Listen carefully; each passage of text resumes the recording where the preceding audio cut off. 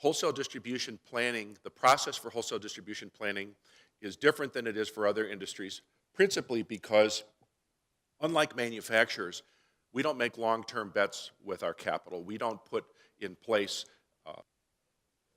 for manufacturing that's going to have a 10-year life. We can change directions very quickly with our asset base in wholesale distribution, which is 80% receivables and inventory. So we can turn our aircraft carrier around on a dime. Another difference in wholesale distribution compared to other industries that about a third of our employees in our wholesale distribution businesses are in customer-facing positions in a typical branch-based wholesale distributor. So you have about a third of the employees, they might be outside sales or technical support specialists or sales managers, but they're in customer-facing positions. And in particular, the outside salespeople tend to be the highest paid people in the company.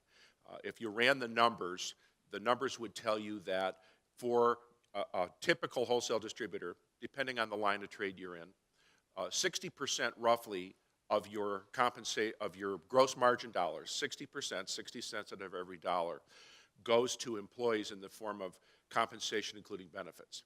So that would be a personnel productivity ratio, which we'll come back to later, but a personnel productivity ratio is total compensation, including benefits, divided by gross margin dollars. So typical wholesale distributor, that number would be around 60% or 60 cents on the dollar.